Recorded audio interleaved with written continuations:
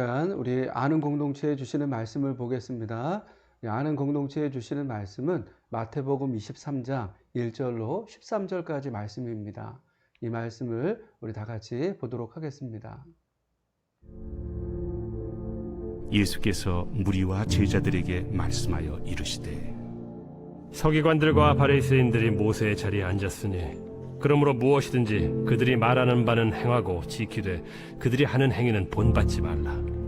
그들은 말만 하고 행하지 아니하며 또 무거운 짐을 묶어 사람의 어깨에 지우되 자기는 이것을 한 손가락으로도 움직이려 하지 아니하며 그들의 모든 행위를 사람에게 보이고자 하나니 곧 그 경문띠를 넓게 하며 옷수를 길게 하고 잔치의 윗자리와 회당의 높은 자리와 시장에서 문안받는 것과 사람에게 랍비라 칭함을 받는 것을 좋아하느니라.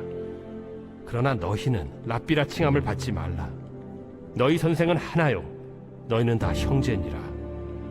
땅에 있는 자를 아버지라 하지 말라.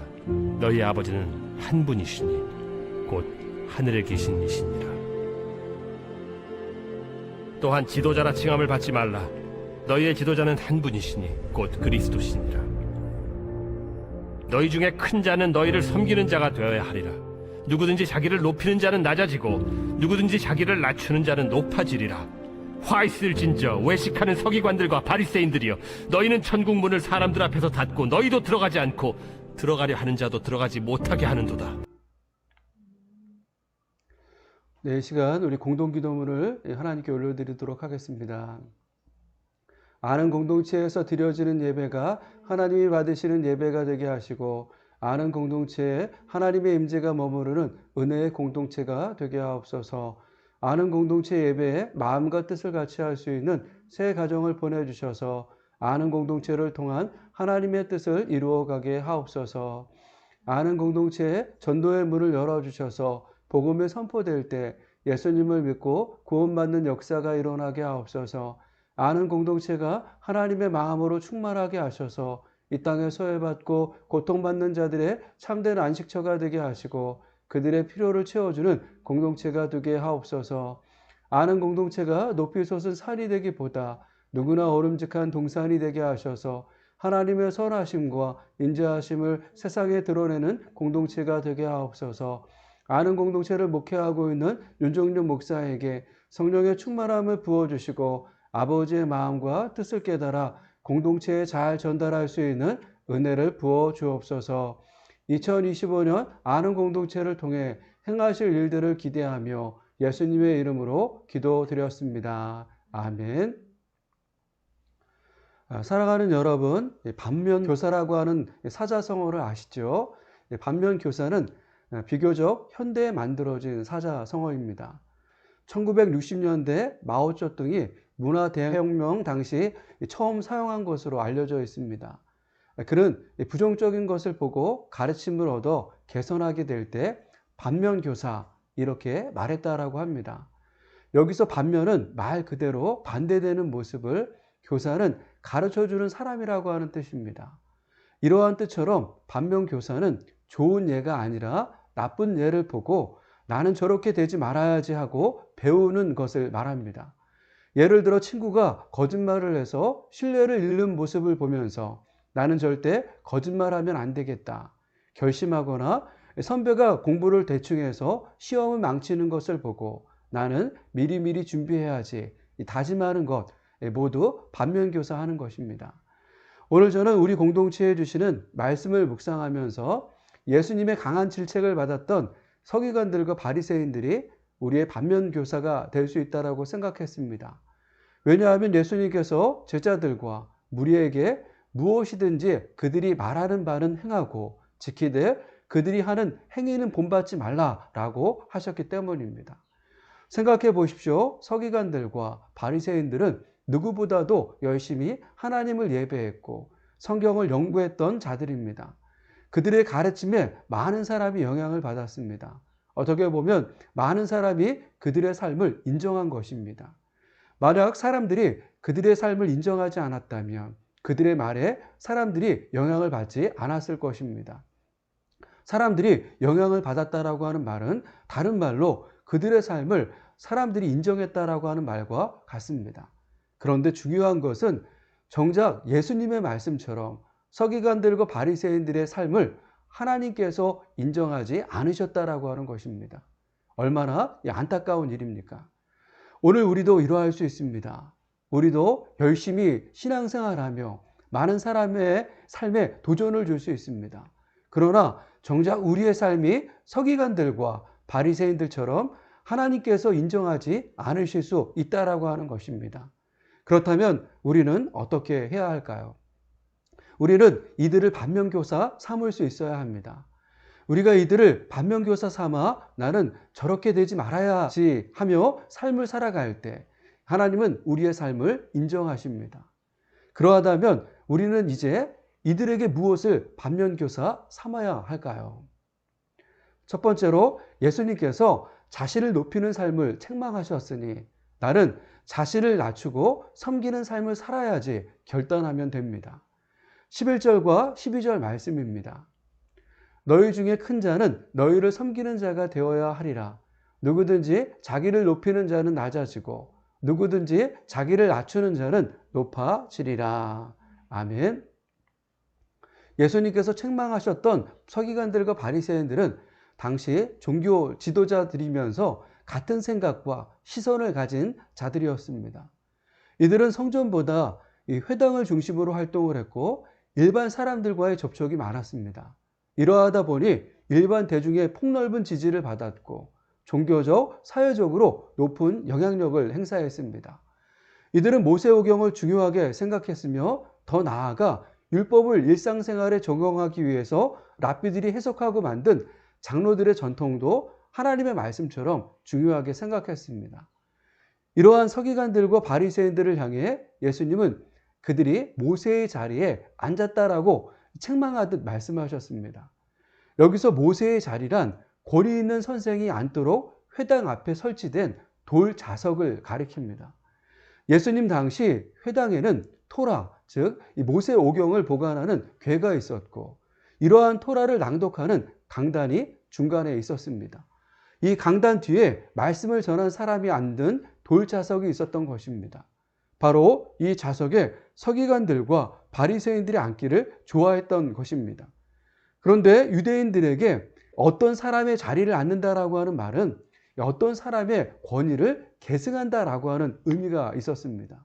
그렇게 모세의 자리에 서기관들과 바리새인들이 앉았다라고 하는 것은 그들이 바로 모세의 권위에 대한 법적 계승자로 자신을 스스로 자처했다라고 하는 말입니다. 그러면서 생각해 보면 모세는 이 자리에서 사람들을 바른 길로 인도했습니다.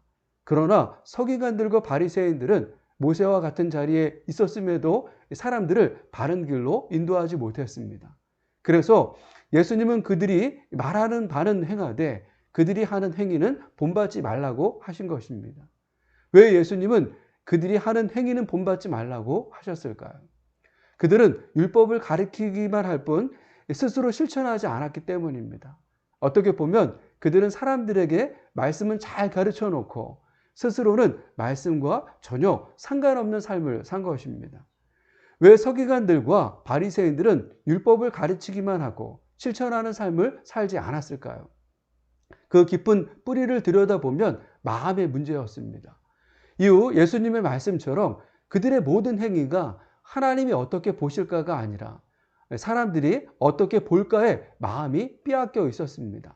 그래서 율법을 가르치기만 하고 실천하는 삶을 살지 않은 것입니다. 가장 두드러지게 나타나는 것이 경문띠를 넓게 한 것과 옷수를 길게 한 것입니다. 5절 말씀을 다시 한번 보도록 하겠습니다. 그들의 모든 행위를 사람들에게 보이고자 하나니 곧 그 경문띠를 넓게 하며 옷수를 길게 하고. 아멘. 여기서 경문은 히브리어로 테필린으로 작은 검은색 상자를 말합니다. 일반적으로 경문의 크기는 가로 세로가 3에서 4cm로 정해져 있었습니다. 이 작은 상자 안에는 율법 구절을 적은 양피지 두루마리가 들어있었습니다. 이러한 작은 상자를 가죽 뒤로 이마와 왼팔에 붙여서 다닌 것입니다. 이들이 이렇게 한 것은 신명기 6장 8절의 말씀, 너는 또 그것을 내 손목에 베어 기호를 삼으며 내 미간에 붙여 표로 삼고 라고 하는 율법을 지키기 위함이었습니다. 모세는 이스라엘 백성들에게 명하는 이 말씀, 즉 신명기의 말씀을 마음에 새기라고 했습니다. 그러면서 자녀들에게도 부지런히 가르치라고 했는데 자녀들이 집에 앉았을 때에든지 길을 갈 때에든지 누워있을 때에든지 일어날 때에든지 이 말씀을 강론하라고 하면서 신명기 6장 8절의 말씀을 한 것입니다. 이처럼 유대인들은 율법을 기억하기 위해 경문을 가죽 뒤로 이마와 왼팔에 묶어서 다닌 것입니다. 그런데 서기관들과 바리새인들은 다른 사람들에게 자신의 경건함을 드러내기 위해서 경문통의 크기나 이마에 두르는 띠의 넓이를 일반적인 규정보다 더 크고 넓게 만든 것입니다. 생각해 보십시오. 규정된 크기보다 큰 통이나 넓은 띠는 자연스럽게 사람들의 시선을 끌었을 것입니다. 그들이 이것을 즐겼다라고 하는 말은 사람들의 시선을 즐겼다라고 하는 말과 같습니다. 또한 그들은 옷술도 길게 했다라고 했습니다. 여기서 옷술은 히브리어로 찌찌트로 유대인들의 겉옷, 네 귀퉁이에 흰색과 청색 실을 꼬아서 만든 술을 말합니다. 이러한 술이 달린 옷을 입게 되면 자신이 하나님의 율법을 지켜야 할 거룩한 백성임을 시각적으로 상기할 수 있었습니다. 그러면서 이방 민족과 구별되는 신앙적인 정체성을 드러내는 역할도 했습니다. 일반적으로 옷술 길이는 사회적으로 통용되던 길이가 있었습니다. 그런데 서기관들과 바리새인들은 남에게 보이려는 목적으로 일반적인 규정보다 훨씬 더 길게 만든 것입니다. 분명 옷술을 다는 목적이 하나님의 율법을 기억하며 있었음에도 그들은 이것을 자기의 의와 명예를 드러내는 수단으로 사용한 것입니다. 이것만이 아니었습니다. 그들은 잔치의 윗자리와 회당의 높은 자리에 앉아 사람들의 주목받는 것을 좋아했습니다. 여기 잔치의 윗자리는 주인과 가장 가까이에 있는 자리를 말합니다. 고대 근동이나 로마의 식사 문화에서는 손님들이 긴 의자에 비스듬히 기대어 앉거나 누워서 식사하는 형태였습니다. 그러다 보니 자연스럽게 윗자리와 끝자리가 구분되었습니다. 윗자리는 주인이 앉은 자리에서 가장 가까운 오른쪽이나 왼쪽 자리였고 끝자리는 주인이 앉은 자리에서 가장 멀리 떨어진 자리였습니다. 서기관들과 바리새인들이 잔치의 윗자리에 앉기를 좋아했던 것은 단순히 편안함 때문이 아니었습니다. 자신들의 사회적 지위와 종교적 권위를 사람들에게 과시하고 때로는 존경받으려고 하는 욕망 때문이었습니다. 또한 회당의 높은 자리를 좋아했습니다. 이 말은 토라를 담은 궤와 가장 가까운 자리, 즉 앞서서 말씀드렸던 모세의 자리를 좋아했다라고 하는 말입니다. 이곳에 앉은 사람이 율법을 봉독했는데 회중 전체가 이 사람을 가장 잘 볼 수 있었으며 동시에 회중을 마주 볼 수 있는 자리이기도 했습니다. 따라서 서기관들과 바리새인들이 회당의 높은 자리를 좋아했다라고 하는 말은 율법 교사로서의 명예와 권위에 대해 과시하고자 하는 일을 즐겼다라고 하는 말입니다. 심지어 그들은 문안받고 사람들에게는 선생님이라고 불리는 것을 좋아했습니다. 그래서 그들은 사람들이 많이 모이는 시장에 가기를 즐겨한 것입니다.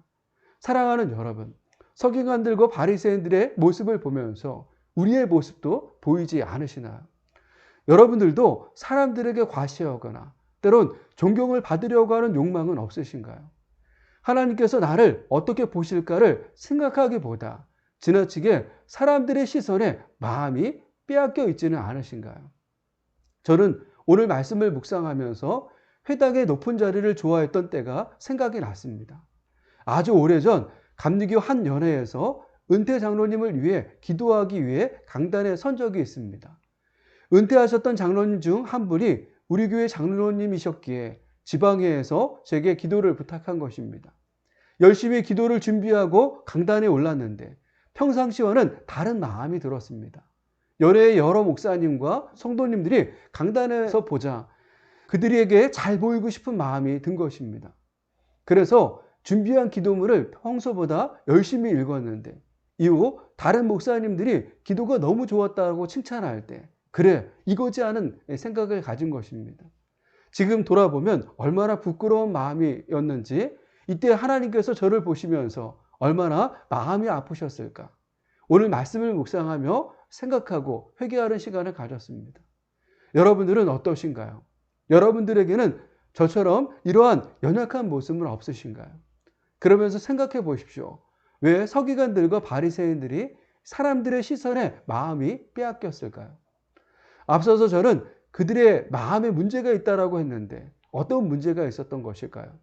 이후 예수님이 하셨던 말씀을 보면 그들의 마음에는 큰 자가 되고 싶은 욕망이 가득했는데 이것이 모든 문제를 일으켰다라고 하는 것을 알 수 있습니다. 그들은 큰 자에 대한 하나님의 마음을 온전하게 이해하지 못했습니다. 그들은 자기를 스스로 높이면 큰 자가 된다고 생각했습니다. 하지만 하나님은 우리가 자신을 낮출 때 높아진다라고 하셨습니다. 이러한 하나님의 마음을 모르니 그들은 열심히 자기를 높이려고 했고 이 하나님의 시선이 아니라 사람들의 시선에 주목한 것입니다. 마태복음 18장을 보면 제자들도 이러한 마음을 가졌던 적이 있습니다. 그들은 예수님께 천국에서는 누가 크냐라고 물었습니다. 평상시에도 제자들은 서로 누가 큰 자인지를 가지고 다퉜는데 이번에는 천국에서 누가 크냐라고 물은 것입니다. 이때 예수님께서 어떤 말씀을 하셨습니까? 어린아이를 불러서 그들 가운데 세우신 후 누구든지 이 어린아이와 같이 자기를 낮추는 사람이 천국에서 큰 자니라 라고 하셨습니다. 이 말씀처럼 우리가 자신을 낮출 때 하나님은 그 사람을 높이십니다. 이런 하나님의 마음을 아셨던 예수님은 이후 마가의 다락방에서 제자들과 최후의 만찬을 나누시는 중에 그들의 발을 씻기신 것입니다. 예수님은 제자들에게 마지막까지 자기를 낮추고 세상을 섬기는 자들이 되라고 삶의 모습을 본으로 보여주셨던 것입니다. 사랑하는 여러분, 오늘 우리는 서기관들과 바리새인들을 보며 그들이 자신을 높이려고 했던 삶을 반면교사 삼아야 한다라고 하는 사실을 깨달았습니다. 이제 우리는 예수님처럼 자신을 낮추고 세상을 섬길 수 있어야 합니다. 하나님은 이러한 우리의 삶을 기뻐하시고 그 삶을 인정하십니다. 믿어지십니까? 그렇다면 우리 아는 공동체가 이러한 믿음으로 세상을 섬기는 공동체가 되기를 축복합니다. 두 번째로 예수님께서 외식하는 삶을 책망하셨으니 나는 외식을 버리는 삶을 살아야지 결단하면 됩니다. 13절 말씀을 보도록 하겠습니다. 화 있을진저 외식하는 서기관들과 바리새인들이여 너희는 천국 문을 사람들 앞에서 닫고 너희도 들어가지 않고 들어가려 하는 자도 들어가지 못하게 하는도다. 아멘. 예수님은 마태복음 23장에서 서기관들과 바리새인들을 책망하면서 화 있을진저라고 하는 말을 총 7번 사용하셨습니다. 여기 화 있을진저는 헬라어로 우아이입니다. 이 우아이는 기본적으로 깊은 슬픔, 고통, 재앙을 표현하는 탄식이나 비탄의 소리입니다. 그러면서 이 단어를 한 곳에서 자주 사용하게 되면 단순히 슬퍼하는 것을 넘어서 잘못된 행위에 대한 가혹한 경고나 심판 예고의 뜻을 담고 있습니다. 마치 너희에게 재앙이 닥칠 것이다 또는 저주가 있으리라 와 같이 원색적인 의미를 담고 있는 것입니다. 예수님께서 여기서 사용한 우아이도 반복적으로 사용했기에 같은 의미가 있습니다. 예수님은 서기관들과 바리새인들을 향해 우아이하면서 극단적인 비판과 심판을 선언하신 것입니다. 그렇다면 왜 예수님은 이들에게 이처럼 극단적인 비판과 심판을 선언하셨을까요? 이후 말씀처럼 그들의 외식 때문이었습니다. 우리 공동체는 마태복음 15장의 말씀을 나누면서 외식과 큰 믿음에 대해 생각하는 시간을 가진 적이 있습니다. 성경에서 외식이라고 하는 단어를 검색하면 총 25번 나옵니다. 구약 성경에는 한 번도 나오지 않고 신약 성경에만 나오는데 가장 많이 나오는 곳이 마태복음입니다. 마태복음에 총 14번 나오는데 오늘 말씀에서만 6번 나옵니다. 6번 모두 서기관들과 바리새인들을 향해서 하신 것입니다. 외식을 국어사전에서 검색해 보면 겉만 보기 좋게 꾸미어 드러냄이라고 되어 있습니다. 이러한 사전의 뜻을 생각할 때 예수님은 서기관들과 바리새인들이 자신을 드러내는 일을 좋아했는데 이러한 그들의 삶을 책망하신 것입니다. 그러면서 이후 예수님의 말씀을 깊이 생각해 보면 외식하는 이들의 삶을 강하게 책망하신 이유가 외식의 무서움에 있다라고 하는 것을 알 수 있습니다. 그렇다면 외식은 어떤 면에서 우리를 무섭게 할까요? 예수님의 하신 말씀을 들어보십시오. 예수님은 13절에서는 외식이 천국 문을 닫히게 하기에 무섭다라고 했습니다. 심지어 15절에서는 지옥 자식이 되게 하기에 무섭다라고 했습니다. 23절에서는 정의와 궁율과 믿음을 버리게 하기에, 25절과 27절에서는 속사람을 더러운 것으로 탐욕과 방탕으로 가득 채우기에 무섭다라고 했습니다. 마지막으로 35절에서는 의로운 피가 다 외식하는 자에게 돌아가기에 무섭다라고 했습니다. 여러분, 참 무서운 말씀 아닙니까? 이렇게 무서운 일을 서기관들과 바리새인들은 아무렇지도 않게 한 것입니다. 예수님은 이러한 외식이 가진 무서움을 아셨기에 이번만이 아니라 이들을 만날 때 종종 책망하듯 말씀하셨습니다. 마태복음 15장에 보면 서기관들과 바리새인들이 예루살렘에서부터 예수님이 계셨던 게네사렛에 왔을 때도 예수님은 강하게 그들의 외식을 질타하셨습니다. 그럼에도 이번에 또 이렇게 말씀하셨다라고 하는 것은 그들이 말씀을 들어도 변하지 않았기 때문입니다. 우리는 고집센 사람을 말할 때 고래 심줄 같다라고 합니다. 마치 서기관들과 바리새인들이 고래 심줄과 같았던 것입니다. 여러분들은 어떠신가요? 여러분들의 삶에는 이렇게 우리를 무섭게 하는 외식이 없으신가요? 혹 우리의 외식하는 삶이 누군가의 삶에 천국 문을 닫게 하고 있지는 않으신가요? 아니, 지옥 자식이 되게 하지는 않으시나요? 그러면서 서기관들과 바리새인들처럼 우리도 고래 심줄과 같아서 변하지 않는 모습을 보며 괴로워하지는 않으시나요? 만약 이러한 외식이 우리 안에 있다면 이제 어떻게 해야 할까요? 우리는 어떻게 외식하는 삶을 버릴 수 있을까요? 예수님의 음성에 귀 기울이십시오. 우리 안을 먼저 깨끗이 하면 됩니다. 26절의 말씀을 보도록 하겠습니다. 눈먼 바리새인들이여, 너는 먼저 안을 깨끗이 하라. 그리하면 겉도 깨끗하리라. 아멘. 예수님의 말씀처럼 우리 안을 깨끗이 하면 외식하는 삶은 사라집니다. 그렇다면 우리는 어떻게 우리 안을 깨끗이 할 수 있습니까? 우리의 노력과 힘으로는 우리를 깨끗하게 할 수 없습니다. 우리 안을 깨끗하게 하실 주님 안에 우리가 붙어 있으면 됩니다. 요한복음 15장 1절에서부터 4절까지 말씀을 보도록 하겠습니다. 나는 참 포도나무요 내 아버지는 농부라. 무릇 내게 붙어 있어 열매를 맺지 아니하는 가지는 아버지께서 그것을 제거해 버리시고, 무릇 열매를 맺는 가지는 더 열매를 맺게 하려 하여 그것을 깨끗하게 하시느니라. 너희는 내가 일러준 말로 이미 깨끗하여졌으니 내 안에 거하라. 나도 너희 안에 거하리라. 가지가 포도나무에 붙어 있지 아니하면 스스로 열매를 맺을 수 없음 같이 너희도 내 안에 있지 아니하면 그러하리라. 아멘. 예수님의 말씀처럼 우리 주님은 농부십니다. 농부이신 주님은 우리 안에 열매를 맺지 않는 가지를 제거해 주심으로 우리를 깨끗하게 해 주십니다. 마치 나병 환자가 예수님을 만나 깨끗하게 되었듯 주님이 우리 안에서 일하심으로 우리 안은 깨끗하게 될 수 있습니다. 주님의 은혜와 긍휼로 우리 안을 깨끗하게 하면 비로소 외식하는 삶에서 벗어나 하나님이 인정하시는 삶이 될 수 있습니다. 사랑하는 여러분, 우리 아는 공동체는 오늘 말씀처럼 서기관들과 바리새인들을 신앙의 반면교사로 삼아야 합니다. 그들의 어떠한 삶을 반면교사로 삼아야 할까요?